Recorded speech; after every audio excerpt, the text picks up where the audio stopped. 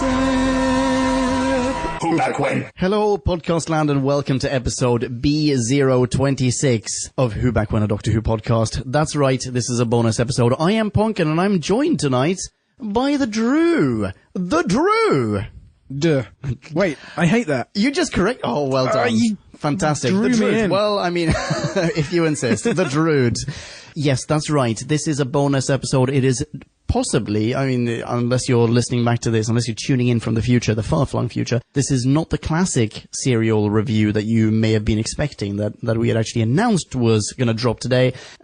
Scheduling conflicts. Can we say that? Shall we say, what shall we say? What is the official excuse? Yes, the official line is there was a scheduling conflict for reasons of health. Yes. Shall we say that? Can we say that? We can say that. And poorliness, and that's it. You can't argue with that podcast line. Yeah, exactly. That gives us carte blanche. So that being said, we will probably be sitting down to record the next classic Who serial, which is going to be The Mind Robber. That's the one, in just a couple of days' time. So yes. Stay tuned. Wish us or our co-hosts well. And thanks for thinking of us, Podcast Land. So we didn't want to leave you without an episode of Who Back When this week. So no one should have to suffer that. Exactly. It's already getting cold out there. It would be rendered so much worse even if you had to go one more week without us. You're assuming that in your earballs. Our listeners are from the Northern Hemisphere. In the Southern Hemisphere, it's just starting to warm up. They're like, what can I listen to when I'm lying on the beach? That's true. The statistics do point at Statistics? What, you mean like where people tend to write in from? Oh, excellent segue. So we've decided we're going to sit down and do a mailbag app. We've been doing this show. Who Back When has been in existence for 3 years? More than 3 years. Over 3 years. And, we've mentioned mail and tweets and messages on the website and so on and so forth from the good people, the good ladies and gentlemen of Podcast Land on numerous occasions, but we've not that often, quite rarely in fact, we've read them out on the show. So we decided, screw this, we're gonna have an episode devoted entirely to our listeners. And I think it's gonna be kind of fun because, okay, spoiler alert, I've read all of these myself. This will be a cold reading for Drew, though. Yes, I know nothing. And some of these, I will spoil this. Some of them are positive, some of them are not. Well, that's good. We'll have a balanced appraisal. Yeah. And I can... let's think of this as my annual review, and I can learn lessons going forward. This is like your probational hearing. Okay, excellent. Okie dokie. Shall we start at the very bottom? Shall we do this? Shall we do this in chronological order? Let's. Given that I am not the only person who speaks Swedish on this podcast, I think you should read the first one. Oh, really? Yeah. Yeah, but my Swedish accent is appalling. You be the judges, Podcast Land. This first email, subject mini review, is from Cal, sent November 11th, 2014. Tjena! Är du verkligen Svenne? Where are you from, Ponken? I mean, I guess they covered all the bases there, because they should have said varifrån kommer ni, Ponken, but... Oh, well done. Yeah! Oh, that's very polite as well. But they were like, in case he's English and just faking it, we better explain it for the poor idiot. Yeah. Also, not really a mini review. Not at all! Sorry, Cal, I had to point that out. I think that was done using the old form that was on the website. So, and mini review was one of the options. I think it was actually the default option. I think that explains it. Anyway, Cal... Nej, jag är inte riktigt svenne. However, so no, I'm not really Swedish. I am from Sweden, though. I think we've probably mentioned that on the podcast a few times. You and I think, have exchanged Swedish banter at least once. Occasionally, but it took me years to realise your complex ancestry/heritage. Basically, you're European man. Yeah, I'm pan-European. I'm a man without a country. But yes, I was born and raised in Sweden, in Stockholm. Where are you from, Cal? Are you Swedish? Did you just Google that phrase? Who knows? Let us know and we'll read it out on the next mailbag app in 2019. How weird is it, though, that you also speak Swedish, Drew? A little. A little weird. Kind of weird. Yes. I was going to say kinda. You say a little, I say kinda. It's just coincidental. I think it's fantastic. How about I say lite grann? I mean... Nice one.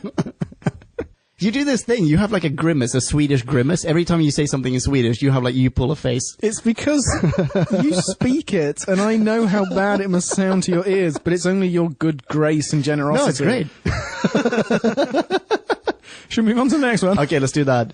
I'm really sorry. The next one, it's also kind of about me, unfortunately. This does date back to May 2015. Wait, hang on. I'm going to do a tangent. When did you join Who Back When? When was your first episode? May 2015. The Really? Idiot's Lantern, N021. In May 2015. So this was May 3rd. I'm assuming this was before your first episode. Yeah, probably. That's pretty cool. Little did they know what awaited them. This one comes from The Master.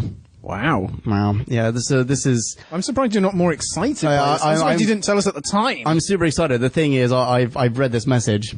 Oh. Shall I read it? Shall I read it? Do You want have to read it. I should read it. Okay, so The Master goes... By the way, hi, The Master. How are you doing? The Master goes... I don't get it. Is Ponkin your surname? Why are you called by your surname? Are you in the military? Or a British boarding school? What's up with that? It's a little douchey. Love the podcast!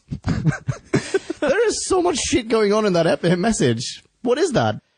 He's searching wildly for an explanation for your douchiness, man. Yeah, thanks. It's very kind of you, The Master. Well, are you going to answer any of his questions? No. Okay, I will say Ponkin is my nickname. It's not a surname or anything. On Facebook, you're Leon Ponkin. Yeah, I was thinking that as well. And on Twitter, I think that might be it. But yeah, it's just a nickname. As far as I'm aware, you didn't go to a British boarding school. No, I did not. Did you? No, I went to a grammar school. It's very different. Very different. No matter what Nick says, I am not one of the ruling elite. I'm just a lower middle class aspirant wasp. Do you want to do the next one? Okay. Ugh. Yeah. The next one is from Cal again, with another question. It's the fucking same dude. Yeah, not deterred by the fact that you haven't answered him in 7 months, because this is June 2015, and he's still got another 15 months to wait. I'm so sorry, Cal, I hope you're still listening, I'm man. so sorry, dude. This one is a question you can shed some light on. Be honest.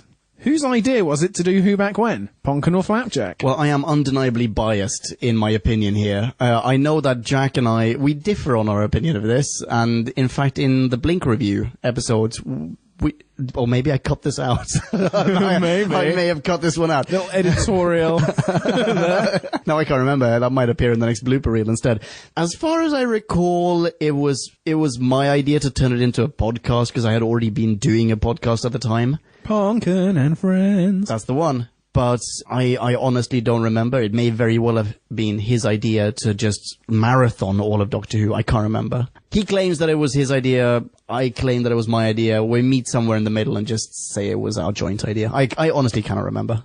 Okay, so he may deserve some measure of credit at the absolute genesis of the show. Absolutely. But you are the only one who's appeared in every single episode.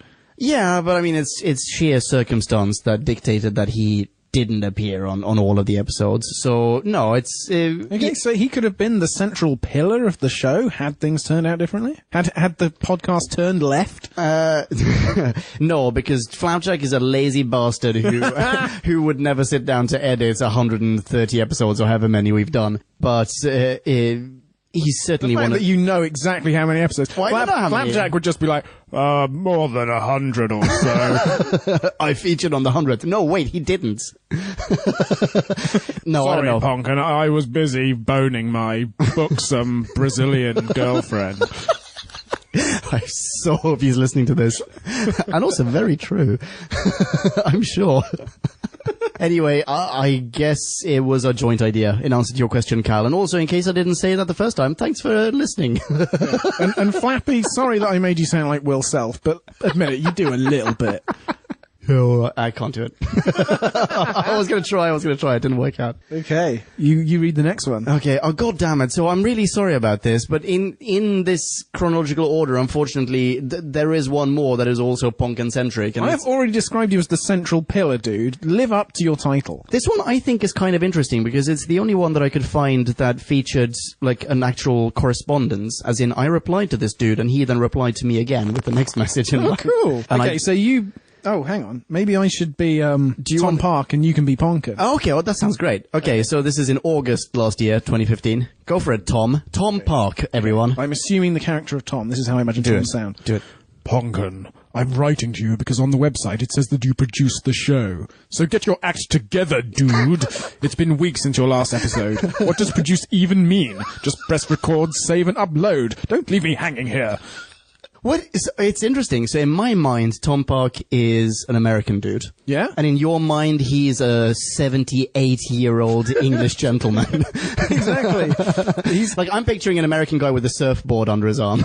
Were you the guy who went to the lawyer in town who was like, come in for a fiver and I'm surrounded by papers? No, that was Nick. Oh, that was Nick. Yeah. Damn it. Well, yeah, I just imagine, I don't know, the Bodleian closed 5 minutes before the pub opened and he was turfed out and he's some Oxford academic. And he's like, oh, God, well, what shall I invest these 5 minutes in? Oh, yes, that's right. I shall...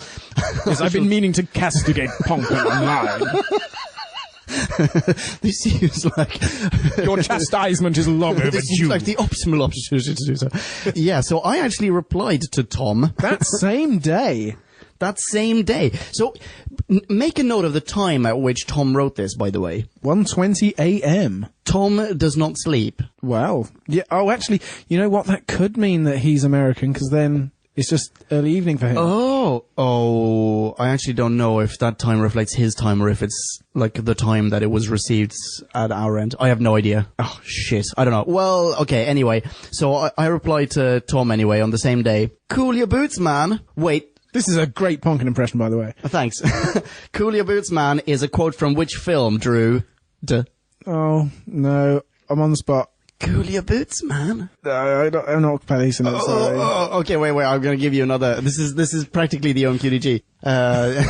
Okay, the obscure movie code. This is why I stayed as far away from Ponkin and Friends as I possibly could in podcast land. Okay, wait, hang on. Perfumed pumps! That's not very obscure. Is it Bill and Ted? Are you serious? I don't know. Okay, don't threaten me with a dead fish. No, it's not sticking. Mate, I've moved this week. I can barely read as it is. Okay, it's from Whittle and I. Have I not told you that I haven't finished that film ever? Oh, you've not finished it? Oh, no. Jesus. Oh, we are having an evening one of these days, dude. One of these evenings, in fact. We're gonna watch Whittle and I. Yeah. Okay, so anyway, I go, cool your boots, ma'am. There's an ep coming in a few days. Also, there's a little more to it than just pressing record. Thanks for listening, Ponkin. You know, actually, you sell yourself extremely short when you say there is just a little more to it. Because let's break down the production process. I'd like to think that I was being massively passive-aggressive at the time as well. Oh, possibly. Well, I don't know, maybe. Well, I mean, it's hard to tell. Sorry, Tom. Online. Also, Tom, you sound like a little bit of a dick. Oh, hang on. We'll wait till we see his reply. Oh, you're right. Maybe yeah, sorry. You put him in his place and he's contrite. But maybe. Yeah, sorry, Tom. Let's break down for Podcast Land what goes in once we've finished recording, say, an hour 40 long raw record.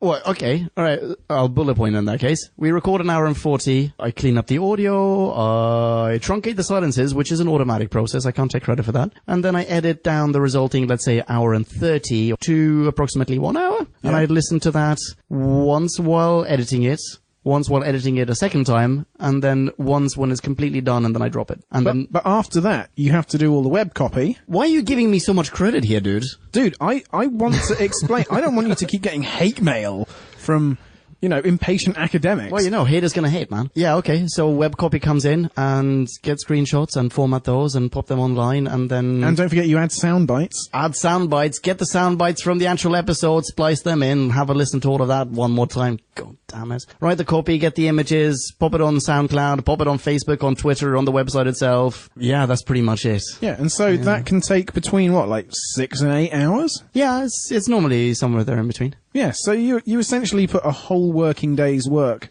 of post-production into every single episode. Yeah, normally on a Saturday or Sunday. Yeah. It's a miracle I still have a girlfriend. And I lead him on. I do one edit every couple of months. That's not entirely true. You've done a number of edits. I mean, I don't know how many episodes. I said 130 before. I don't know if that's entirely correct. Yeah, I've edited about 7 or 8 in, 15 months. So yeah, every couple of months. That's definitely helped tons. It's helped tons, and those edits have been fantastic. Yeah, Miriam really very much enjoys those weeks. Yeah, yeah, she does. Anyway, yeah, Tom got back to me on August the 26th. 12:16 a.m. saying, "Sorry, mate. Is it a classic? Tell me it's a classic." Brackets. And at this point we diverge from the email into Captain Subtexts. bonus email. Not a fucking you, for fuck's sake. If you drop 3 of them in a row, I'm not listening ever again. Is what I would like to think he then thought. You think so? At which point, he just dropped several classes, veered into my accent. So did you get back to him then, or you left him hanging? I don't think so. I think I probably didn't get back to him. I should say, actually, a massive apology. I've mentioned this on the podcast a number of times already. So the form on the website didn't really work. And on top of that, the form led to an inbox which was controlled by our web host. Not going to say who that was, but I mean, yeah, it was GoDaddy. Isn't it still GoDaddy? It's still GoDaddy, except we don't use that mail anymore because it's shit. And this is also the reason why the website's gone down every now and then. But we will be changing actual podcast host quite soon, I think. Looking into it at the moment. Anyway, so I didn't actually get access to these. We'll get into a few other emails later on that I did get access to and that I absolutely did reply to because they're whobackwhen@gmail.com. Feel free to email that. That's what we even say on the website. Like if you have a mini, send it to whobackwhen@gmail.com. That drops into my phone. Like I can absolutely definitely access that. But the stuff that went into this inbox, it required so much work to access. Like I would only be able to check out that inbox if I happened to be on GoDaddy looking at domain names or something, which I did maybe once every 2 months. So this was not an efficient way of having communications with our fan base. And as a consequence, most of these people were left unreplied to. And I apologize from the bottom of my heart to all of you.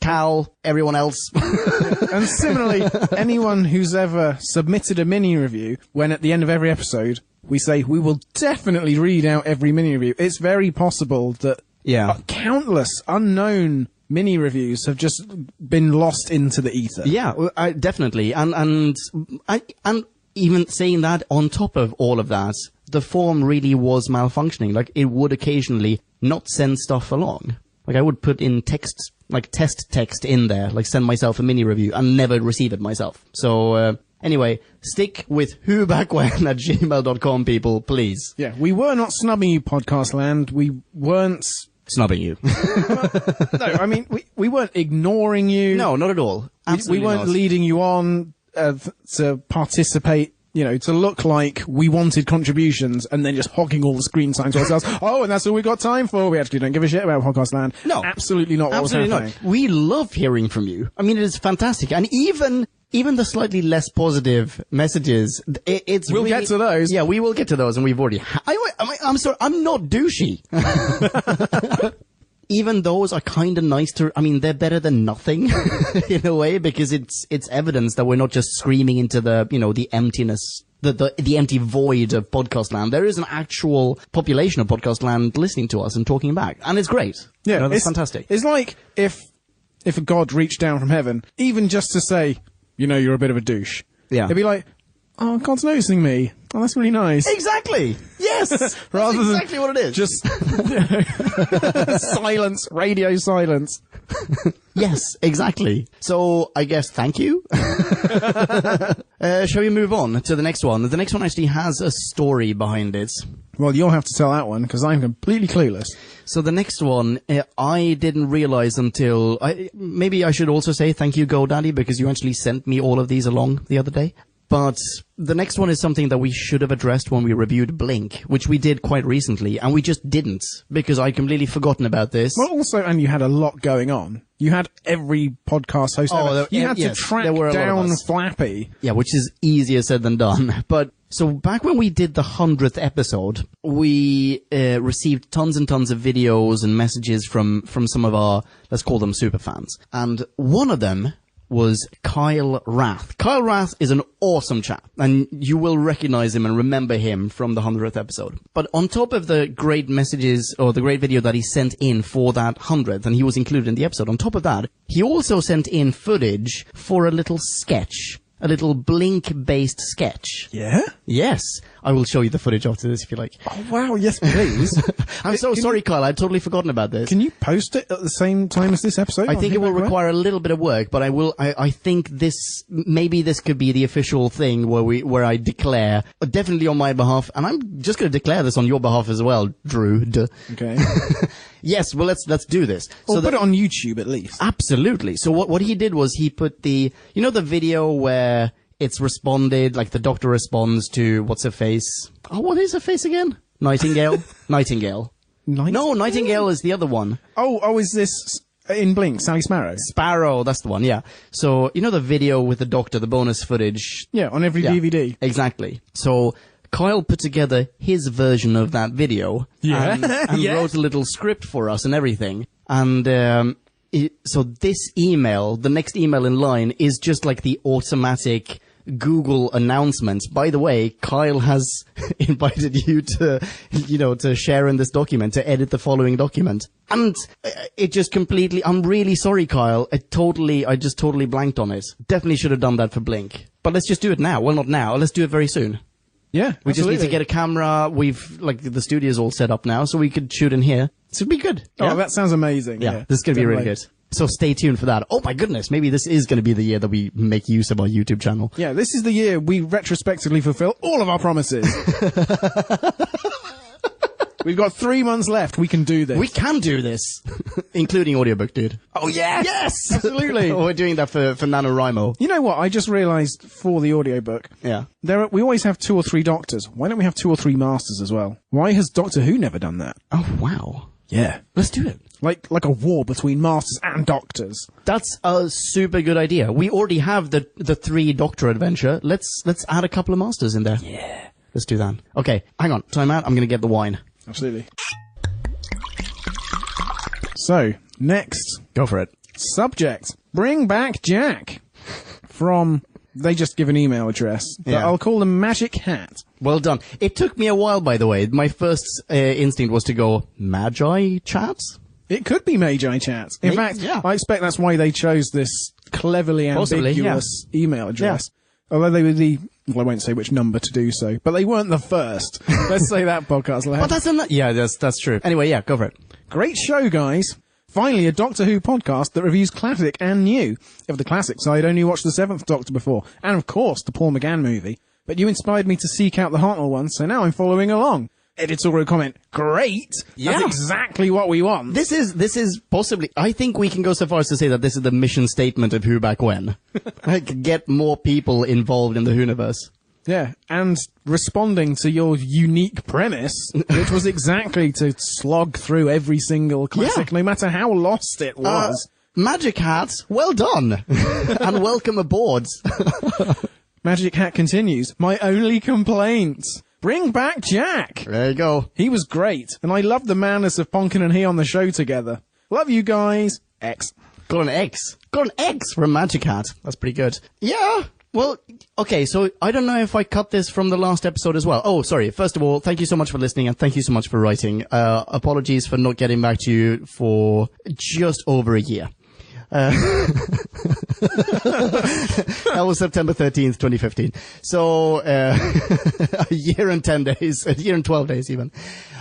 Magic Hat, I am happy to tell you the following. I may have cut this out of the last, what was the last one that we did with Jack? Was that Blink? That was Blink. Yeah. So I may have cut this out of it, but we did have a little chat about like, oh, is he going to come back? Does he want to do some stuff? And he actually brought this up himself. He really wants to do this. So I don't want to get people's hopes up, but yes, I definitely think that he's going to join in every now and then. He just needs to get a mic, and that's it. Or get his ass to Oxford. Yeah, and be where he says he's going to be at the time. On time, yeah. But that's not all from Magic Hat. Oh? Magic Hat wrote back 4 days later. Oh, yeah. Oh, shit. Yes, you're right. And brought up a question that I think Rawmeister, of all people, will appreciate. Oh, that's true. Where can I find Ponkin and Friends? Who was on that show? And what was it about? Well, I think Ponkin for starters. Yeah, I was definitely on it. You weren't on it, were you? Never. You were never on it. I mean, Rawmeister wants this to be brought back to life. I'm not entirely sure why. Ponkin and Friends was a great practice run for a podcast, but Like, it was of little interest to anyone except for the people who were actually on it, I think.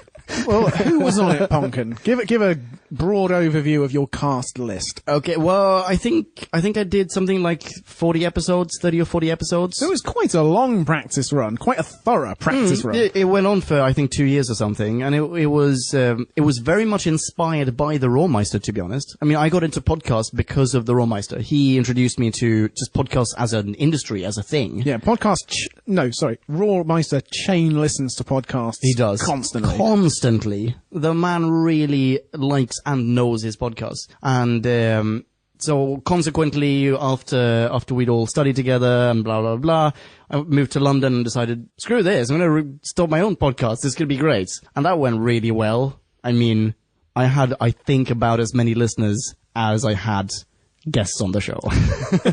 So, but yeah, it was just like, sit down, talk for a little bit, mostly about movies, a lot about sci-fi, quite a lot about boobies, and we drink throughout the entire thing. I think the average duration of an episode was an hour and a half. It would be very long episodes, and we'd be absolutely pissed by the end of them, at which point we would play the OMQDG, which was the obscure movie code drinking game. Unfortunately, the podcast doesn't exist anymore. The RSS feed is down. I think I took down the website as well. Yeah, you definitely did, because I was looking at it for a while, thinking, I might try and listen to this one day. I never quite got around to it because I hadn't been on it.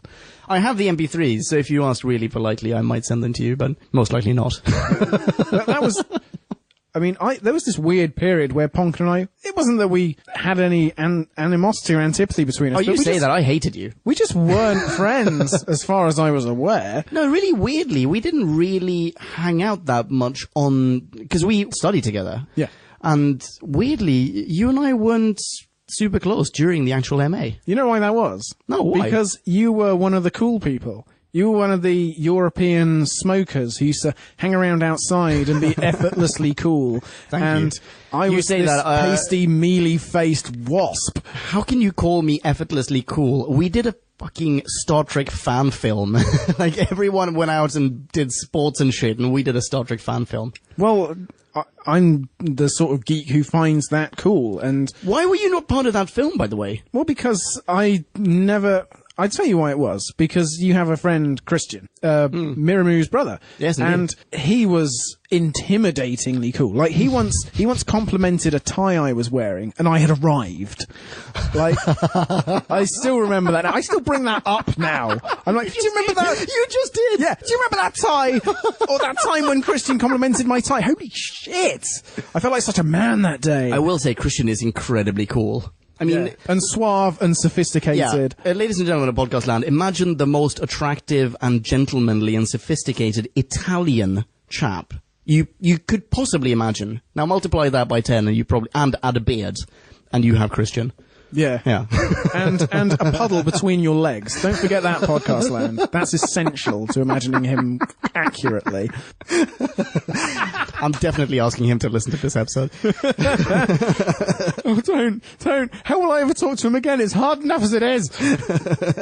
What, your man crush on Christian? Apparently. Yeah, clearly so. But that was exactly it. And you guys hung out alone all summer. And also, I had my first serious girlfriend on that course. Now yes, my wife. Now your wife. Who has been in the audience of Who Back When precisely once. I think I took a picture of her next to Mirimu at that point in the audience, and both of them are on their phones. Yeah, exactly.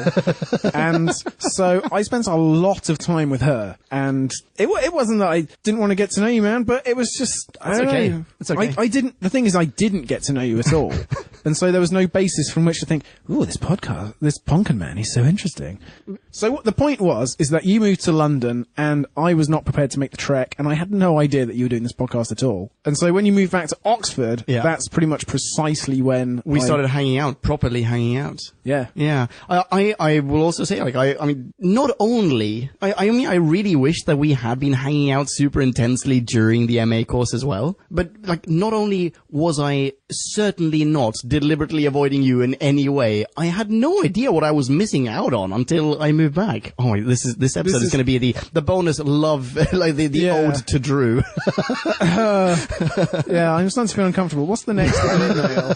Fair enough. But Rory, one last point about Ponkin and Friends. Mm-hmm. Rory is constantly clamoring and lobbying to bring it back. And I'm suggesting that he should do Rawmeister and Friends, because I don't have time to produce another podcast. Rory and I are already doing the Thunderbirds one, and he said that he will post-produce it at some point. Who knows when that's going to happen. Stay tuned, podcast land. Yeah, at some point I'm sure that's going to happen. But like, if he produces it from scratch, then why not just call it Rory and Friends or Rawmeister and Friends? Yeah, I mean, I will happily guest host it on some occasion. If he's the podcasting expert, then he knows exactly what to do to make this work. So exactly. We should leave him to it. Yeah, let's get Rory to listen to this bonus ep as well. Should we move on to the next one? Indeed. Which thankfully is not about me. You or me? You. Okay, here we go. This one comes from Haley, and it's sent on Halloween 2015. Very cool. Also, my grandmother's birthday. Anyway, tangent. She goes, "Hi, Who Back When gang. I love your podcast and have listened to every episode at least 3 times. Some episodes more than 10 times, like Web Planet and Keys of Marinus, to name a few. Whoa. I also really like your modern episode reviews. Yes! My favorite is probably Gridlock, which you were on. I was. Yes, you Me, were. you, and JD. Yes, exactly. That's a really good review, by the way. I love that one. We have some sort of... wait, hang on. Sorry. I'm really sorry, Haley. Getting back to you a year late and I'm already cutting you off. In that episode, in the Gridlock episode, you and I we have some sort of weird rant where we compete against each other on... I can't remember what it is now. Oh, yeah, it's the comeback sort of... Yes. Counter. That's what it is. I love that. I love that episode. Anyway, so Haley goes on. Not a coincidence, because I'm a cat person. Oh dear. Okay. Anyway, sorry, I'm a dog person. Anyways, I just wanted to suggest a topic for a bonus episode review. The 50th anniversary short stories. These are really good and provide a wide range of writing styles by many writers who became famous outside of Doctor Who. At least a couple of anthologies were published, so there are a lot of stories to choose from. I'll get back to re-listening to your Daleks Master Plan review now. God. Wow. I feel kind of sorry for you. Ciao, Haley X. I bet she didn't used to say cha-chow before you came along. Well, I'd like to think that is a Who Back When influence. Also, Daleks Master Plan, that's a 12-episode solo. Wow. Yeah, wow. Haley, why are you re-listening to that? Listen to it once. Treat yourself once, and that's it. Have you read any Doctor Who short stories? I haven't, but I'd be willing to. I'd be willing to as well. I think I've seen one of the 50th anniversary anthologies, like the massive big TARDIS blue tome with a huge 50 on it. Oh, they're big, are they? And if I'm not mistaken, what's his name? Neil Gaiman has written a short story for that. That makes sense. I think so. He seems the most natural fit. He's written at least one episode that I can think of anyway. He's written one episode. It wasn't the Doctor's wife, was it? Yes, it was, yeah. Yes, it was. I don't know if he's written anything else, but he's definitely written that. I'd be out for this. I mean, maybe at some point, maybe this could go in parallel with the comic books. What do you think? We could go through them one short story at a time. Yeah, and we do intend to do a second comic book episode at some definitely. point, Podcast Land. Yeah. The main sticking point has been trying to nail down a format and also trying to wait for the end of the story arc that we reviewed the first episode of, or the second issue of, in our first review, because that's like on episode 12 by now. Yeah. It's just endless. There's a lot of material to go through. Have you been reading them, by the way? Have you been reading the ones that we started? I've not. I have a lot of Doctor Who comics to get through. But getting back to the short stories, yes, I think that's a fantastic idea. Yes, let's do that. I mean, great idea. Thank you very much for sending that in, Haley. Yeah, let's add that to the list. We're doing it. Actually, let's say this as well. Someone has sent in, I don't think it's on this list, but someone definitely did say, possibly on Twitter, that we should do the novels. The Doctor Who actual novels. Yeah. This is like the Tennant novels. This has come up before, and I proofread for a living. Yeah. And so I read all day, every day, and it's quite hard to read recreationally. Problem is that once you add up all the different dimensions of Doctor Who output, there is more than any one, even co-hosting team, let alone one mind, can possibly take in a lifetime. Yeah. That would take care of the problem mentioned in our next email. Oh, what's the next one? Subject, WTF. Oh, From fuck this guy. JST. January the 29th, 2016, 1:15 a.m. He's obviously been waiting up all night for us to drop something. Yeah, thank you. Because he yeah, says- you're right, 1:15 a.m. Because he says, it's been 3 weeks since your last review. Come on, guys. It's not difficult. What the fuck is taking you so long? Sent from my iPhone. Well, we'll refer you back to Ponken's previous explanation Yeah. of exactly what he does in post-production. Also, January 29th, 2016. I mean, I don't remember what happened on that exact day, but January 2016, that sounds to me like when I was in hospital for 2 weeks. That's exactly when you were in hospital. It because was, wasn't it? I did the Candlemas bloopers. And Bingo. that's Yes, why- you're right. That's why I introduced an episode, because Ponken was on a ward. Yeah, so that'll be why it took 3 weeks. JST, sorry, man. Feeling okay now, though. Next time Ponken's admitted, we'll call you in. Thanks for listening, JST. No, you want to know, man. I mean, don't worry Okay, about it. so JST has also sent in the next one, which is Months interesting. later, by the way. Months later. 6 months later. It's not like he was like... No, 5 months later, sorry. It's not like 5 minutes later. Oh, I suppose I better say something nice. 5 months later, he hasn't heard back from anyone. And he's But at least now, we've been dropping something. We've been dropping stuff, but now he's going to send in some probably not as positive remarks. JST, I must have really rubbed you the wrong way. Shall we do one at a time? Absolutely. You introduce it. And Okay, here we go. Subject. Ponken and his friends ranked. Oh, great. And he introduces it by saying, we're all thinking it, so I'm gonna say it. To be honest, I do think this a lot. Oh, really? I'm often thinking, where do I stand in the pantheon of Who Back When co-hosts in listeners' minds? I've appeared in a lot of episodes lately, so have I graduated to maybe third in the all-time list? Okay. Come on. Okay. Come on, JST. All right, so we're all thinking it, so I'm gonna say it. Here is the definitive ranking of Ponken and his co-hosts. Definitive. Definitive? How It's is it? the only one we've had so far. That's true. Yeah, like, I wonder what makes it so different. Anyway, all right. Shall we start from the bottom or from the top? I mean, he starts at the top. Yeah, I think go from the top. Okay. And then people will be biting their fingernails as we get down to the Like, bottom. oh, who's going to be the worst one? Wow. So, number one. Shall I do it? Absolutely. Great. So, number one, Flapjack. Oh, the guy who thought of this whole thing, yeah. Oh, that guy.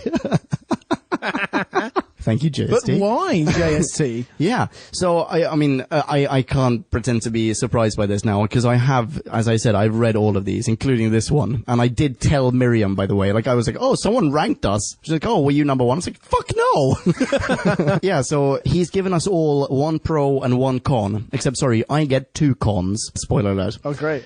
Thanks, JST. So, Flapjack, pro. Funny and clever as hell, and hearing him smoke during reviews is really charming. I think maybe Jack wrote this one. Con, no cons. There was literally nothing wrong with Flapjack. Why did you fire him? Why did you fire him? I didn't fire him. Jack was not fired.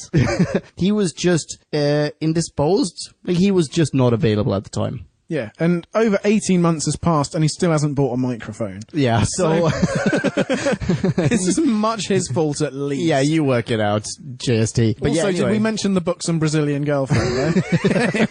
Versus the podcast.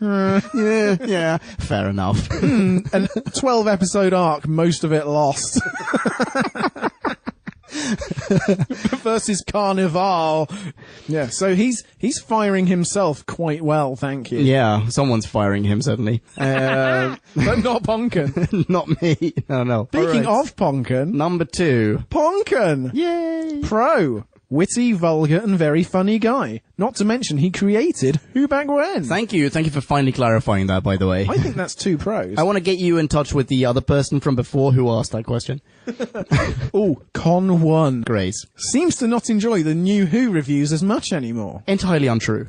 Yeah? Entirely untrue. Well, yeah, I'm going to say that is untrue. I've had a blast. Maybe. Oh, I bet he just listened to the Satan Pit. This is from June 2016. I cannot really remember where we were at in June 2016. Well, June so this far year. behind, That's yeah. true, actually, isn't it? Midway through season 3, in which case could well imagine not enjoying the new Who reviews as much anymore. Because either they're really bad, Evolution of the Daleks, probably. Yeah. That was probably where we were. or they're almost too good. Human Nature, for example. Family of Blood. Yeah, possibly. Like, they're so good that, I mean, it depends on what he means by, like, not enjoy the New Who reviews. Like, am I not enjoying the material? Like, do I not think the New Who is good? Yeah.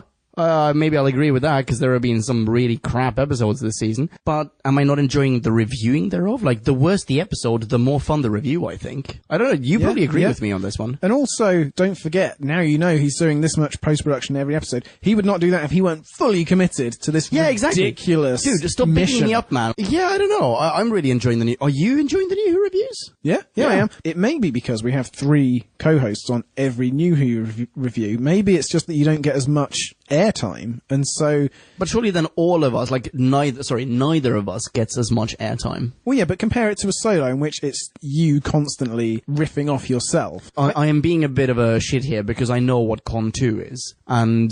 which is kind of wrong. But it also seems to... I think that kind of invalidates the whole... like, the theories that I've now presented that I think are way more valid for Con 1. So, do you want to just say Con 2 and we'll figure it out? Okay, Con 2. He fired Flapjack. No, I didn't. That's unforgivable. Sure.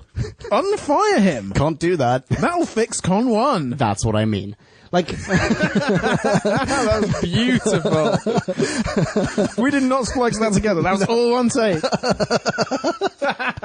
Con 1 seems to imply, or Con 1 and Con 2 combined, seem to imply that now that Jack is away, I'm not enjoying the New Who reviews as much. But Jack never did a New Who review. Sorry, he did one. He did a Christmas special. Yeah. Last Christmas, I think. The one with the actual Santa, whatever that's called. Last Christmas. Yeah, last Christmas. Capaldi. North Pole. Oh, he was on that? Face Huggers. Oh. Yeah, it was a bonus episode that Jack and I did. He came to Oxford just for, like, over Christmas. Yeah, but he's never done New Who besides that. So, like, Con 1, I feel, makes no sense. Ah, dude, don't worry about it. Don't get defensive. Sorry, yeah, I am. Yeah, I'm spending way too much time on this. Like, I'm sorry. I'm sorry. JST, write in and explain your opinion. Yeah, please do. Mean, what motivates you to suggest Ponkin's not enjoying it as much anymore? Because we can fix that. Yeah, do it. Except this time send it to whoback1@gmail.com. Yeah. And maybe we won't spend 3 years waiting for the next mailbag to fill up. Because after this, everyone will be writing it. Well, let's hope so. Right. All right, so, number 3. Number 3. The Druid. Yeah, it's you, man. It's you. Bronze medal. And he's referred to you as the Druid, which is how you're referred to on the website. Splendid. But not so much on the podcast. And I think we should probably talk about that as well. Like, how do you prefer to be referred to as? Anything except Drubaloobs is acceptable. I'll be honest. Do you like Droobs? Not really. That's my second least favourite. Basically, I didn't like Drood until you came up with a whole string of worse nicknames. And then I thought, everything's relative. Do you like the Druid? The Druid is fine. Yeah? Yeah, it's a pun, it's a word. My mum used to call me Druid. So, really? Yeah. That's kind of lovely. Yeah. Okay, alright, so number 3, the Druid. Pro, he's the Flapjack of New Who. Wow, okay. Yeah. Love him. Way. Way. Con, why isn't he in every episode? Oh, wow. And JST is so adamant that you should be in every episode that question does not conclude with a question mark. It concludes with an exclamation mark. Okay, I understand some part of why you keep badgering me to be in the classics. I mean, yeah. Why aren't I in every episode? Why aren't you? It's because I'm in every New Who episode, and also I do edit some episodes, as I say. True. Although, even then, I only 50-50 split the actual post-prod work with you. But basically, I'm a freelancer, and so my schedule is a bit erratic, and Ponkin is the sort of... He doesn't force you into anything, but he's so charming and persuasive that were I to hitch my wagon to the... Have you had a haircut, Drew? Have you lost weight? Have you been working out? No, and no.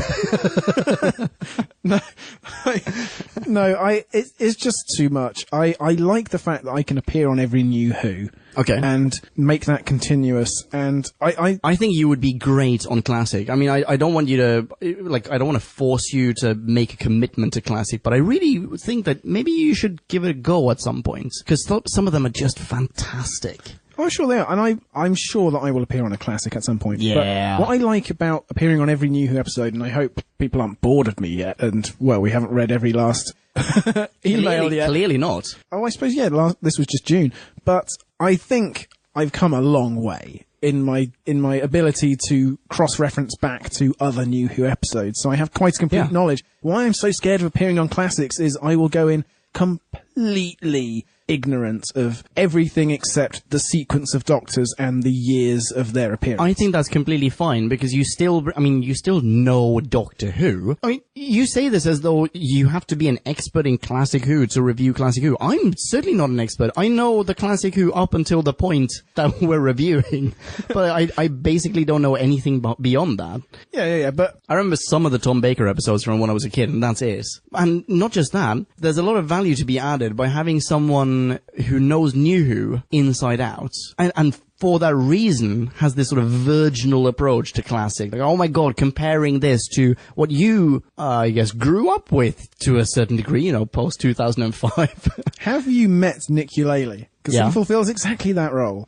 And JD is the Swami, the ombudsman, the ultimate guru of Who. And if I just go in, it's going to be JD going, yeah, and I've got this trivia, and you going, oh, that's very nice, yeah, this is good, and I'm just but Nick only wants to be on a few of them. JD can only be on a few of them, and I want to be on all of them. I'm going to say it again, I've said it a million times, we should just rotate a little bit. We should just have here's another voice on Classic, here's another voice on Classic, oh wait, here's yet another voice on Classic. We should, I definitely think that you should give it a go. And very soon we're going to be in Pertwee land, and Pertwee is like watching, The Saint, or James Bond, or something. It's great. Or The Persuaders. Yeah. JSC, this conversation has been going on since before you wrote this email. Yeah, it's very prescient of you to say this. So, doubtless, I will appear on Classic at some point. And thank you for your lovely prose. Yes. And your basically pro-like con. I'm very pleased. So well done. So, number 4. Number 4. JD. Oh yeah. Pro. He knows Doctor Who like the back of his hand. Con. Wish he'd feature in more reviews. Again.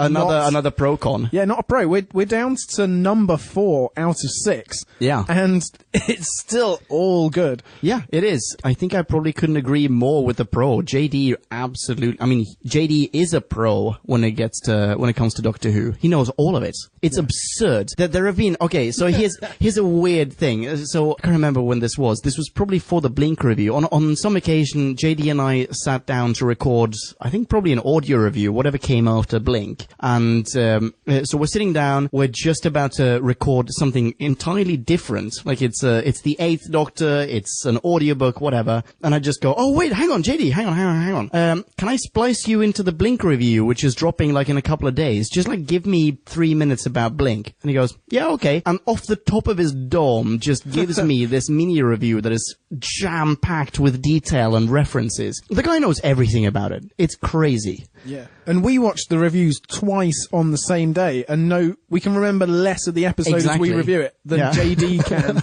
He could just narrate the dialogue from 1963 to present day. And tell us in exactly which minutes, which frame of which minute of which episode of which serial it have happened in. Yeah, and who wrote every single one. And give us the name of the weird, the weird family member who was part of the crew on a different episod 25 years later. Who was the best boy grip on that episode, JD? Oh, it was Billy Thomas. JD sounds nothing like that, but yeah. extra, it was Billy Thomas. It was Billy Thomas. Billy Thomas was the best boy grip. JD, that's what you sound like, apparently. Number 5. Number 5 is Nick. By the way, Nick does not spell his name with a CK. It's N-I-K, which is short for N-I-K-U-L. Nickel. But yeah, number 5 is Nick. Pro.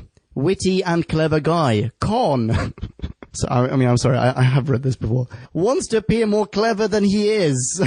You've read it before and still it tickles you. It does kind of tickle me, because should I cut this? I can kind of see where he's coming from. Well, what can you? Because we are all surely trying to appear or sound as clever as we possibly can all the time. Yes, definitely. I know that I am, and I'm sure that I'm failing at it. And the only reason I sound half coherent is because of the auto-truncation software Leon's already mentioned.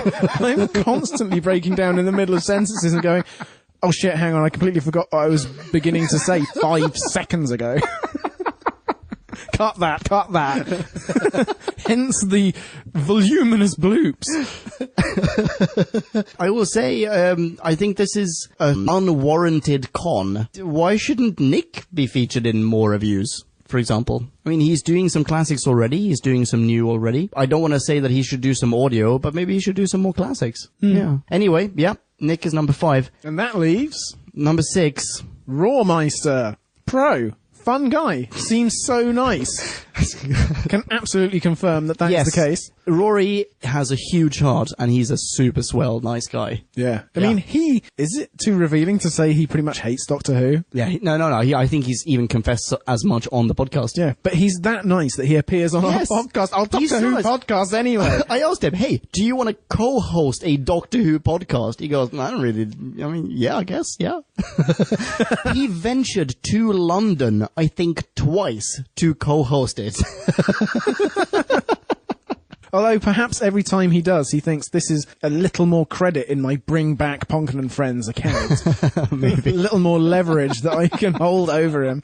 Con, too quiet. Yeah. It's almost another pro con again, in which he's saying, I want to hear more of him. Great. Yeah, exactly. Yeah, exactly. I think so as well. Yeah, in a way, I think it's almost unfair to put, I mean, okay, it's sort of unfair to put anyone in last place. I wouldn't want to rank the co-host team in general, but I think it's kind of unfair in a way on Rory in particular, because he's been on so few episodes compared to the rest of us. Yeah. I mean, how many did he do? He did like 5, I think, or maybe 6. So it's kind of unfair, like almost saying he's too quiet.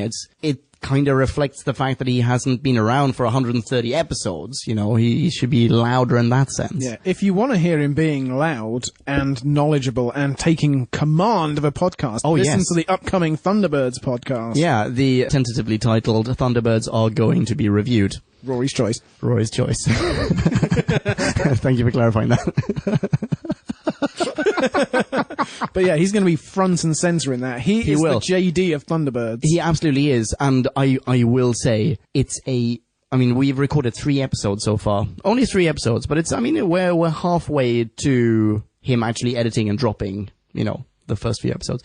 It's hilarious. I'm not a fan of Thunderbirds myself. I'm co-hosting a Thunderbirds podcast. I'm not a fan of it at all. So you're the Rawmeister. I'm the Rawmeister. Thunderbirds are going to be reviewed. Exactly. And he's the, I mean, he's not the Ponkin, but he's certainly the JD of his podcast. It's a hilarious podcast. Rory is so fun. Like, I mean, when he's talking about a topic that he's passionate about, and Thunderbirds certainly qualifies as such a topic, holy smokes, he's just like a lightning bolt. It's fantastic. Yeah. Definitely worth it. So at some point, maybe as a bonus episode, I may just sneak in a little trailer for the podcast at some point. Yeah. And that's the end of JST's list. Yeah, thank you, JST, for not even saying thanks and goodbye.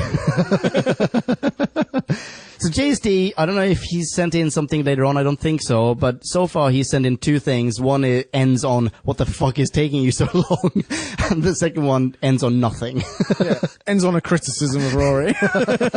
Thanks. Whatever. No, this is great material. We are grateful for any review that basically doesn't say, fuck. We haven't received any reviews that are just flat out what you would associate with the general standard of the internet. That's true, yeah. I mean, we have, there are other messages that we got ages and ages ago, but we've already talked about them on the podcast, and they were, I mean, okay, you know what? I don't think we've ever received a truly hateful, like a really super mean-spirited, except for one coming up. Even though Nick has called for one on multiple occasions. He has, because he would love to deal with that. Nick is a very combative, confrontational Wait, hang on, character. when did that come in? September 9th. Maybe this is a response to that. I don't know, maybe. Okay, well, in which case, you. God damn it, Nick, why did you have to do that? Oh. But, I mean, over the course of over 3 years, people have not sent in super mean things. And the ones that we have mentioned before, and we brought them up on the 100th episode, I remember this from that episode, are the ones where people go, Like, why do you have to be such Doctor Who haters? And it's not even like, it's not so much saying they hate us. It's like they really love the show, but they don't really get our point of view. And that's sort of the worst that we've received. Yeah. And that's fine. That's great. Rather than, fuck you, you should die, go to hell, get raped, that sort of business. So, yeah, we have a very friendly, pleasant podcast community. Yeah, and there are lots of other positive, like, pro emails, quote unquote, that we've received, that we've read out, that certainly I've read out on solos. The one that we mentioned before, the Daleks Master Plan, the massive 12-episode arc. For no reason whatsoever, I elongated what is already a massive solo episode, and thus, quite a slog to get through as a podcast listener, by reading out, I think, almost a full fan mail, which was just, I love you guys, I listen to you on my commute. So, I mean, we get lots of those, and it's great. Yeah. Yeah. So you guys are great, essentially. You're all pros. You are all pros. None of you are cons. So who reads the next one? Up to you. Shall I go for it? Yeah, go for it. The next one comes from Anne McGee. She goes, Dear Whovians, thank you for the best show on the internet. I found Who Mac When 2 months ago and have now caught up with the show. That is incredibly impressive. Let's put this into context. This was sent in August of this year. So 3 years and 1 month. August 2nd, almost 3 years and 1 month into the podcast. In 2 months, Anne has gone through all of it. Rough mental arithmetic. That's about 120 episodes. Yeah, in 60 days. That's 2 episodes a day, every single day. I think possibly Anne is doing what I'm currently doing with the Red Letter Media reviews. Just having them in one ear as she works. Fantastic, Anne. Anne goes on, I have the classics on repeat on my iPod. The best ones by far are the Dalek reviews. Thanks to you, I'm also really getting into the audiobooks. Ooh, nice one. Keep up the good work, says Anne. Yeah. Anne. Great. Well, I mean, you have questioned on a couple of occasions how useful the audiobook enterprise is. Anne is not the only one to say this. I think that's really nice. Well, that's great, because you yourself are of the opinion that we are essentially an audio format reviewing another audio format. Exactly. How can that possibly be useful? But here you are, introducing a fan and broadening their Doctor Who horizons. 150% of that credit goes to JD. Because the fact that we're reviewing the audiobooks in the first place, that is entirely JD's doing. And, I mean, that's how he got on the show. On top of that, the audiobook reviews are maybe, let's say, 70% about the audiobooks, and then 30% just JD spouting various expert opinions and references. Trivia. Yeah. And knowledge. I think that's really what makes the audiobook reviews. It's all JD. So, and I'm so pleased that you're getting into even more Doctor Who. I can totally relate to what you're saying. I'm, thanks to JD, also now inclined to delve into some of the other audiobooks. Thank you so much for listening. Thank you so much for sending that in. That is awesome. It brings a smile to my face. Oh, right. Well, this next one is, wow, this is super long. This is the hateful one. Subject, Who Back When, from Mickey James, September the 9th, 2016. Which is, when is this? 2 weeks ago. 2.5 weeks ago, yeah. So, this is the one, let's just set the scene. This is the one where... I haven't read this, so... Shortly, set the scene for me. Yeah, shortly after Mirimo and I had moved into this place, into the new Punk Plaza. The new studio. Yeah, the new studio with adjacent abode. Studio with living quarters annex. Yeah. You came around and we were outside. I was having a cigarette. I'm now on the electronic. But we were outside. I was having a cigarette and I told you, oh dude, we got some hate mail. Do you remember this? Yeah, and I was like, oh, this is what it's about. This is what happens. And this is what someone says. And this is crazy. And I was like, tell me more. Tell me more. Did he call me a douche? And this is it. This is the email. Sweet. It's split up into co-hosts. I will say, this is written on the 9th. Maybe we should say a thing or two, like a word or two about Marie. I mean, Marie has only appeared on one episode so far, the Blink review. She will appear on more. Yeah. And she's not included in these emails, but she will appear on more. And there's a bonus episode, introductory, this is Marie, coming up as well. Yeah. The thing about Marie is she's an absolutely massive Doctor Who fan. Crazy huge fan. But she is also all over the place. And I don't mean that mentally, but I mean that she is constantly doing things. Yeah, she's one of the busiest people we know. Yeah, if she's Like, she's working, getting another degree, getting, like... Yeah, she's a freelancer who would have time. She's made a success of herself and would have time to do this, but she will go and live in Sweden for a month, or she'll be going on a pub crawl every weekend. She's fantastic in that sense. Yeah. And she's an expert when it comes to Doctor Who. Yeah. So, yeah. Plus, I think she's just super charming. Yeah, so... Podcast Land, I think what Ponkin is trying to say is you will definitely have to add Marie to all your future lists. Yeah. Figure out a place for her in the grand ranking. Exactly. Because she is here to stay. Goddamn right she is. Until she moves away. Shall we start with this one? So Mickey James goes, he starts with, I hate this one. Do you want me to take this first paragraph? I really hate this one. Yeah, do it. Oh, I'm sorry. Mickey, I hate this one. Ponkin. You big fat liar. Thank you. I could turn your lies into a drinking game. Every time you say, that's my next note, or that's in my notes, I just feel like you're lying to all of, quote, podcast land, end quotes, and you don't give a damn. We download your podcast because we like your voice and your sense of humour. At least treat us with some respect. End of paragraph. End of burn. I take this so personally, maybe we really shouldn't. So he does single you out for a whole paragraph. Well, he singles all of us out. Okay, so spoiler alert, we all get a paragraph. Yeah. But I'm saying that's why you should take it personally. Yeah, I do take it personally. Go on then. Let's hear your rebuttal. So the thing is, after this email came in, and I normally don't try to make a big deal out of this, but after this email came in, and Mickey, I hope you're listening, Mickey James, this email came in, I told Drew about it. I then, shortly thereafter, told Nick about it. Nick and his partner Emma, we were in the bar just around the corner, we're sitting down, we're having a beer, and I go, this dude called me, like, he says that I'm lying to Podcast Land. And this is why he says I'm lying. That's bullshit. Like, that's total bullshit. And they both started laughing, Nick in particular, because he went like, you say that. You say that.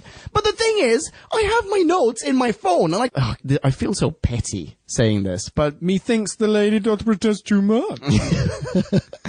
No, I can vouch that... No, I do Leon feel petty saying this, though. But my point is, I have not deliberately been trying to lie to Podcast Land about what I've thought about in a review or whatever. Yeah, the closest Leon ever gets to a lie is we'll be dropping this podcast totally next weekend, but then an unforeseen circumstance will mean he has to delay it by a week or two. Yeah, there you go. And the nature of our notes is Nick rarely takes notes. Every now and again he does.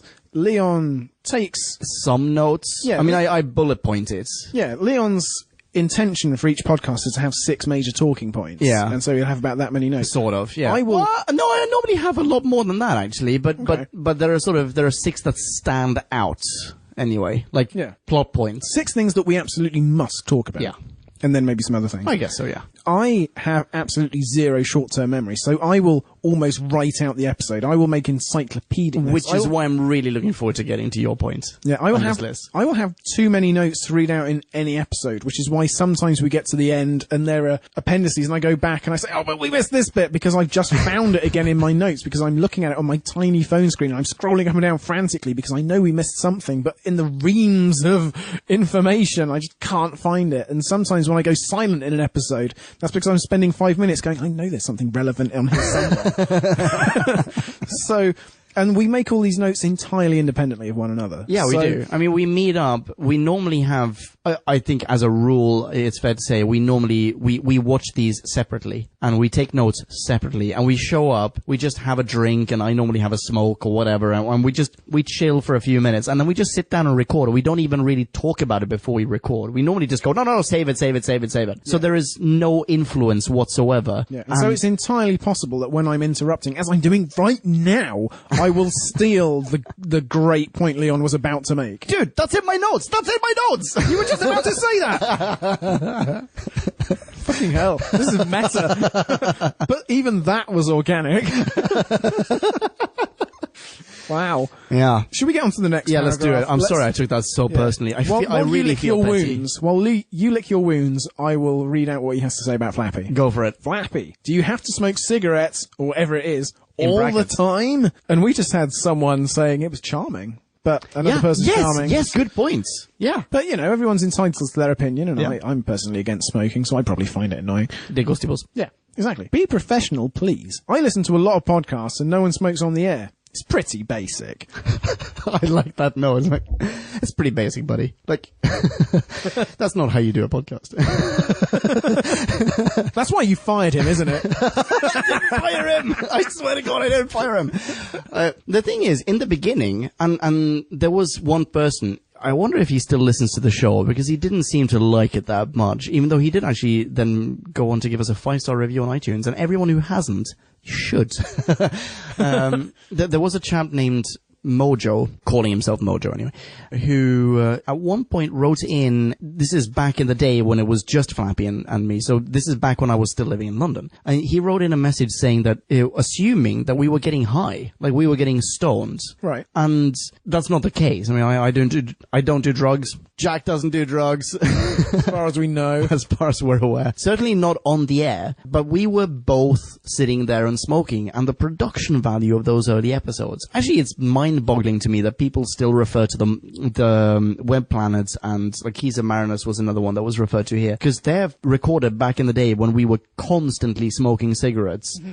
And recording off the internal mic of the computer. Like, it was, the production values were so low. Ah, but you didn't have a creaky table then either. Oh, that's true. Yeah. Nor do we now. Yeah, from now on, it should be plain sailing. Love the studio. Smooth audio. Goddamn right. But yeah, so at that point, the only feedback we'd had was negative in terms of the smoking. Now tonight, as you pointed out, we've had a mixed bag. One person thinks it's charming. Possibly that review was written by Jack. And now someone thinks that, I mean, I'm assuming when it says, do you have to smoke cigarettes in brackets or whatever it is? I'm assuming that means this is another person who thinks that he's smoking pot. Well, no, he says cigarettes. So. Cigarettes in brackets or whatever it is. Oh, right. Oh, yeah, maybe. Right? Maybe. Or maybe I'm misreading that. I mean, does Flappy tend to tail off towards the end of podcasts and just like sort of go, yeah, but that's just who he is.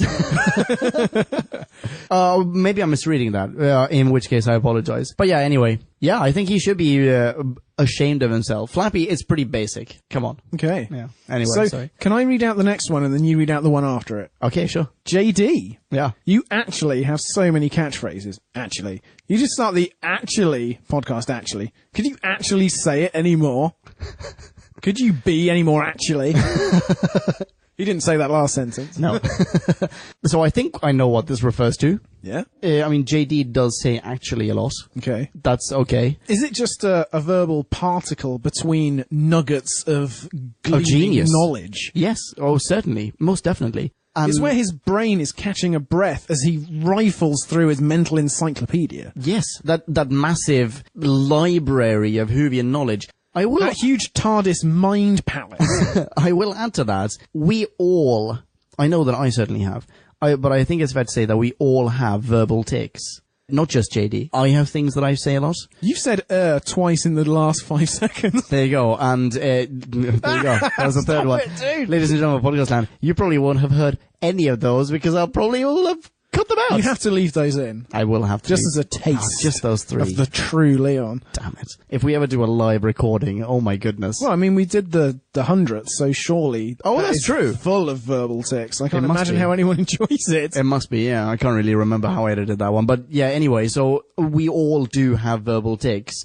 And, yeah... It's probably the case that you remove JD's less often because it's actually a coherent word. Oh, is it actually a coherent word? Did I say actually? Yeah. Oh, well, yeah, actually is actually a coherent word. You know what I mean. Rather than which has absolutely zero value, so you chop which I it. absolutely do chop, yes, yeah, but exactly. actually would make removing actually would make the sentence sound disjointed, and so you probably leave it in. That's very, very possible. So it's that we all have verbal tics, but JD is just represented disproportionately. Exactly. There we go. Bingo bongo. Couldn't have said it better myself. I mean, me and Nick say you know a lot. I can't remember what mine is. I mean, aside from the which clearly is, that's the predominant verbal tic that I have. The Yeah, well, but I know that I'm just as equal. I'm equally as annoying a culprit in this scenario. Well, what you've done is you've elevated all your other catchphrases to an art form. Bingo bongo, ka-chow, they shape the episode. Yeah, but they're not something that I just say in between words, because, I don't know, my brain is taking a break, or I can't think of something better to say.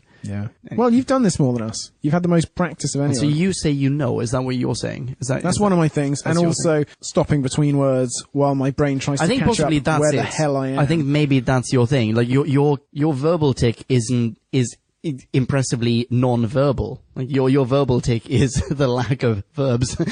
Yeah, or other words of any kind. Okay. So next up in line is Drew. Is it now? It is indeed. Mickey says, Drew, come on. Put a little effort into your review. You just prattle on trying to think of something clever to say. I mean, you normally say it. All I'm saying is a little preparation goes a long way. No, you're laughing as you read that entirely. Because it couldn't be further from the truth. I mean, we've already alluded to this on this podcast. Yeah. You are the most prepared of all of us. My problem is over-preparation. Yeah, if anything. Yeah, exactly. Because I am riffling through the notes up and down, and I take this as a valid criticism, and I've been trying to cut down on those notes for some time. I've been trying to make them more meat and less fat. So, yeah, I will try and work towards that. When I prattle at the end, I have my reviews completely written out beforehand, but what I try and do is I try and take out the bits that someone has already said exactly.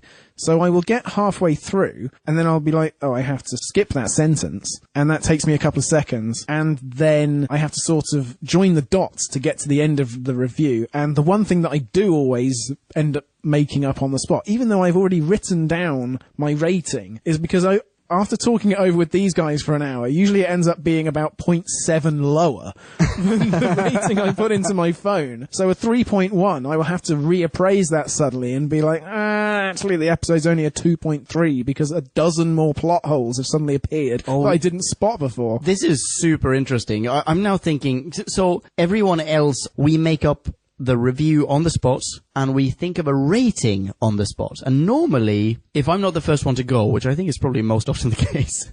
Yeah. Yeah, definitely. Then I write my review at that point and go, I'm just gonna write this down so no one thinks that I'm copying them. Like, this is my review, I write it down on my phone. At that point, like, up until that point, I've not thought of what my rating is. You will have thought of your rating for that serial, or that episode, sorry, for days. Yeah. I mean, minimum one day, I guess. Yeah, and typically I tend to enjoy it on a much more superficial level. But you then also change your mind towards the end of it, like when it actually gets to it. And I should specify that I don't change it based on the numbers that you and Nick give when you go ahead of me. No, but that was going to be my point. So my point is when I go, oh, hang on, it's time for reviews, I'm going to write down my reviews so no one thinks I'm copying them. I'm basing that on our conversation of the last, like, say, hour and a half or 2 hours. Yeah. And you must be revising your rating based on the last hour and a half or 2 hours. Absolutely. So what is if you're in a position to revise your rating, does that mean that either something has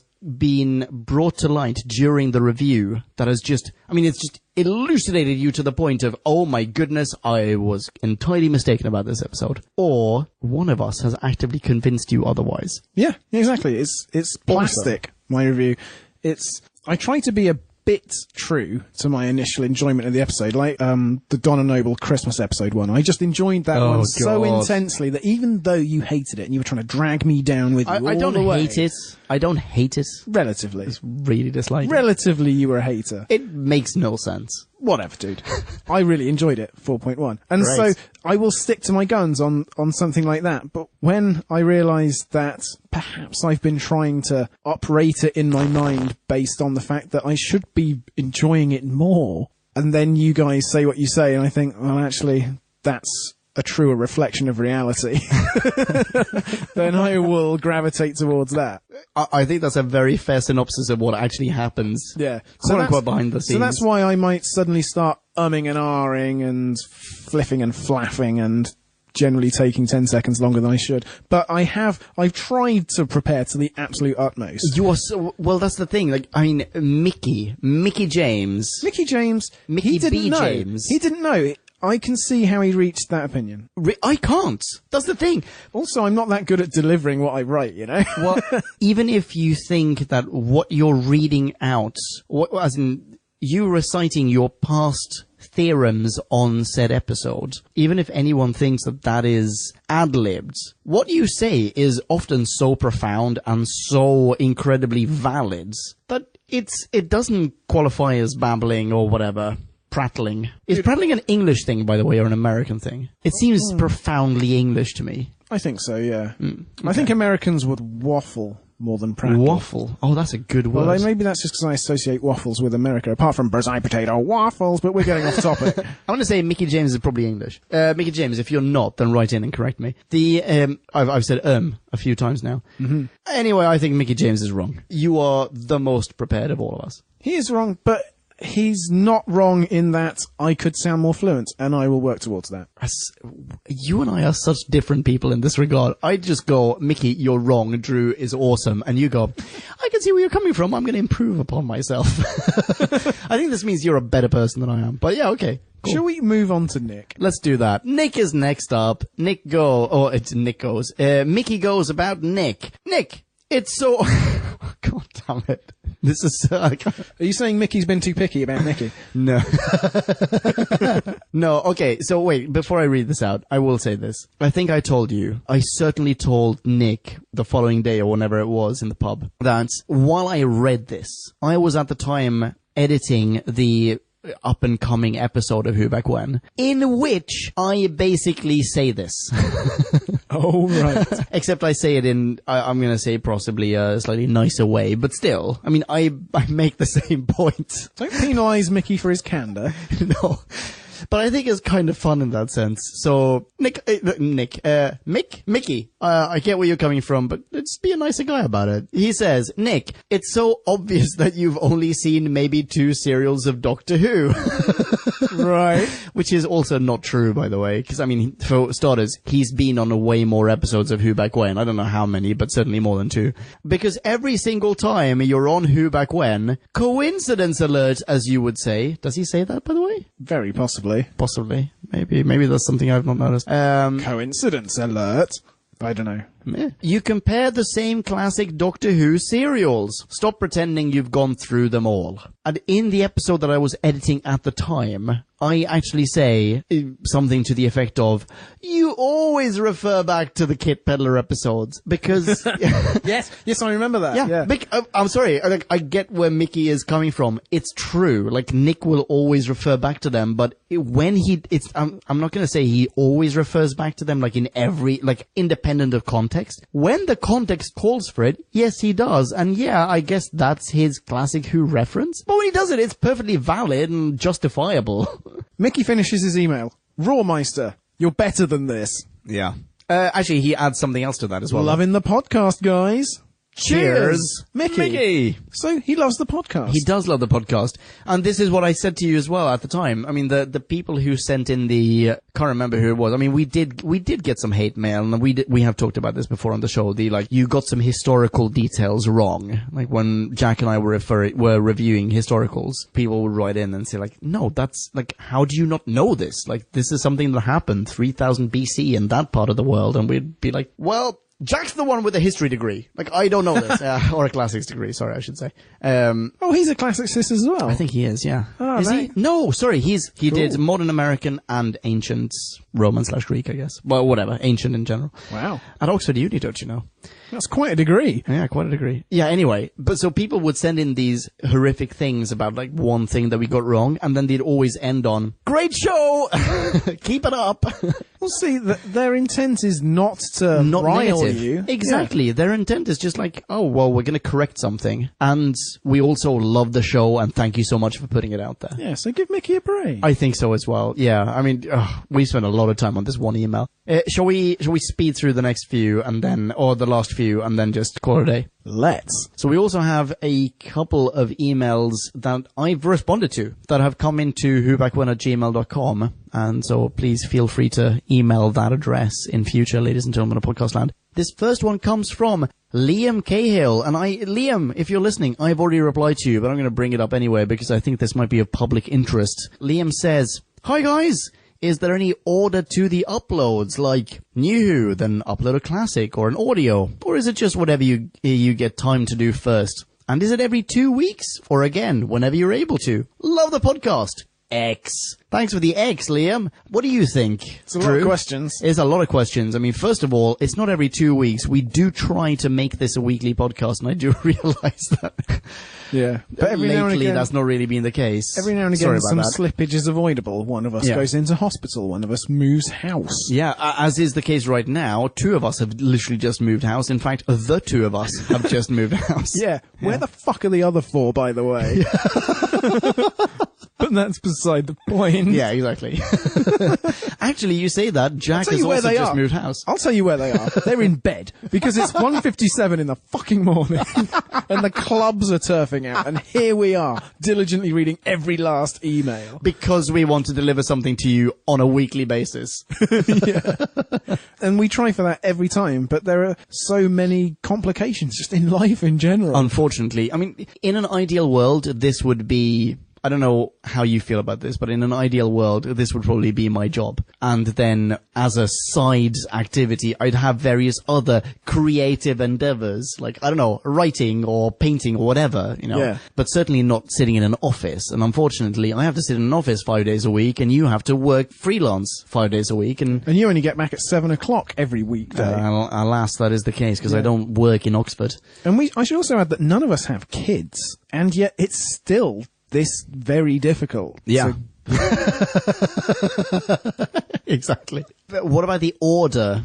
New Who, then upload a classic or an audio? Yeah, that's fairly spot on, I think. yeah, I'm constantly angling to try and edge the new Who's ahead of the classics. That's just because I'm in. Because you want New Who to beat classic. Is that it? Yeah, New Who started later, but it's coming up fast. And It also, is. Also, But you don't have the lost episodes in New Who. You don't have lots of these tenant episodes can only be heard, you know? Yeah. No, I appreciate that is the podcast equivalent of archaeology that you're doing there.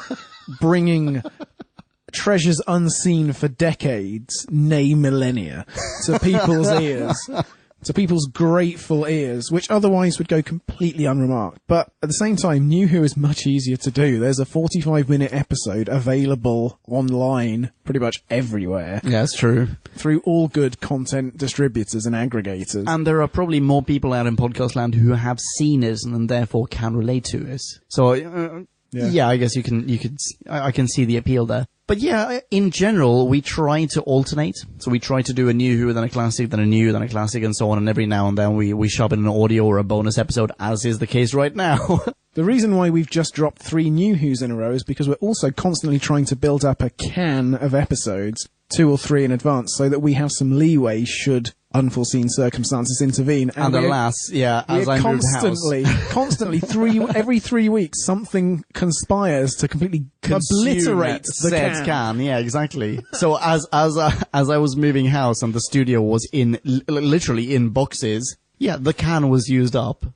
But also, on top of that, we had those 3 episodes of New Who. It made sense to drop them together. And so that would be, I think, the exception. Just as we don't do an episode of classic at a time, we do a serial of classic. So the 3-episode arc that we just had with New Who, in a way, that's a serial of Doctor Who, right? And it makes sense to drop that together or, consecutively. So that would be the exception. Yeah. Also, JD lives in Liverpool. Yeah. Hundreds of miles away from us. Exactly. And is only available 1 or 2 days a week. So, Maximum. yeah. So But he's married. He's got a life. He's got a career and stuff. So it's just difficult. And we have some people who want to pitch in and help us out and be co-hosts themselves.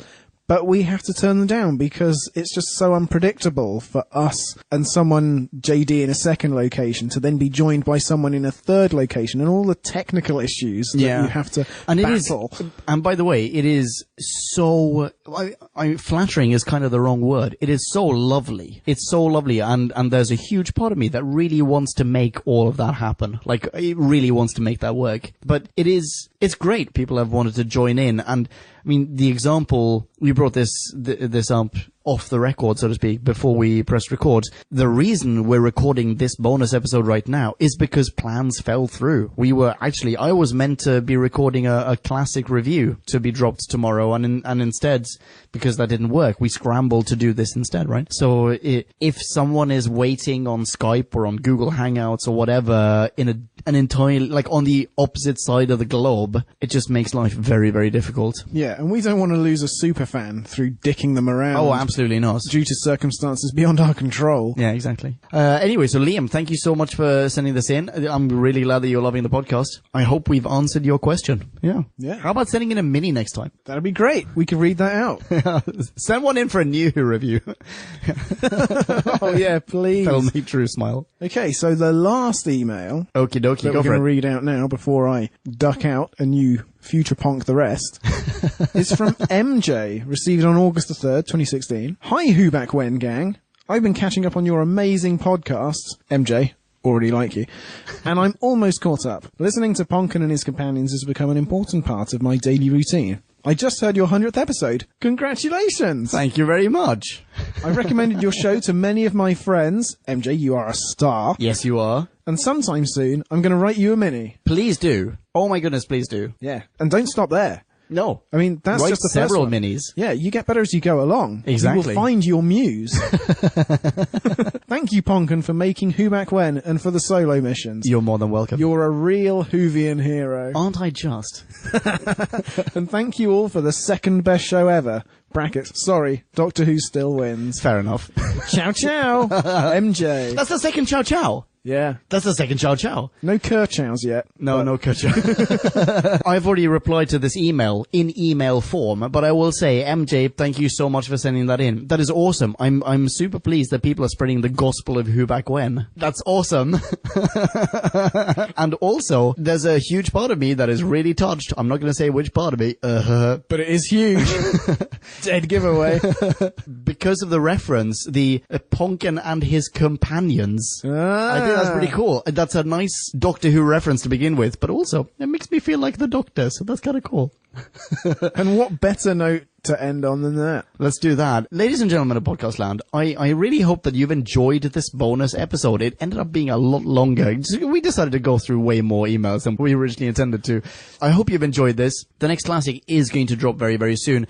Drew, have you had fun doing this? I have, yes. Shall we do another mailbag ep in however many months? Whenever our sacks are full, let's discharge another load. Oh, God. Audible high five. Audible high five. Fantastic. That's a 2:07 a.m. type of joke. I like that. That's great. Expert level of dirtiness. It is very, very late, so I will let you get back to your house. Before you do, are there any last words to Podcast Land? Well, actually, hang on, wait. I will ask you this. Okay. Is this what you expected? Is this sort of what you expected Podcast Land to sound like? Read like? You know what I mean. Well, everybody's extremely literate and their emails are well thought through, and even if they happen to miss the mark a little bit, they're not abusive. No, exactly. They are. And even our most negative review email was not that negative. Yeah, these are kind-hearted people, and it's great to learn about our audience in this way. And I couldn't agree with you more. Yeah, and I'm a complete newbie to this podcasting business, and it's really touching and really pleasing that these are the people who I'm indirectly interacting with. It's great. I agree. I think it's absolutely lovely. So thank you everyone who sent something in, and to all of those who sent something in, and in case we didn't read out your email or your message today, don't worry, we'll do it in a future episodes. / don't worry, I may have replied to you already via email. I'll tell you the other thing that is pleasing is that they don't go, why do you swear all the time? This is appalling. That's true. I had worried that there might be a few of those. None. Absolutely none. Yeah, maybe the explicit tag on iTunes has a positive effect in that sense. It already sort of weeds out all the people who are overly sensitive. Yeah. I wonder if that means that we don't have any kids listening in. Well, maybe we don't swear enough for the kids to tune out. That's possible. Who even knows what kids are like these days? On the Thunderbirds podcast, I mean, up until now, we've gone like, we're reviewing a kids show, but we've already said the F word at least 10 times. Doctor Who is a kids show. How are we going to deal with this? No, you're right. That's a good point. It's a family show. I mean, it should be kid friendly. Drew. Yes. People have been contacting whobackwhen@gmail.com, and you should continue to do so. But can people contact you directly? Via Twitter they can. They can? Yes, via my handle of @DrewBackWhen. I'm found at Drew back when, 'cause it sounds like who back when.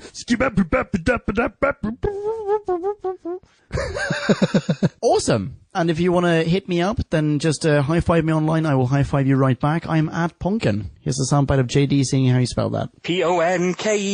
Ponken. Thanks, JD. Thank you again for listening. Thank you for sending in all your emails. Once again, for the last time, henceforth, please direct all of your emails to whobackwhen@gmail.com. That's whobackwhen, all in one word. And your mini reviews too. That's right. 250 words max. Until the next time, ciao. Bye. That was done. That was awesome. So much fun. Kablamo! Did you enjoy the show? Then please do what the cosmos compels you to and spread the gospel of Who Back When. Tell your friends. Don't have any friends? No problemo. Tell some strangers. Like us on Facebook. That's facebook.com/Who Back When, all in one word. Are you on Google Plus? Then find us on Google Plus. That's plus Who Back When. And when you do, tell us why you're on Google Plus.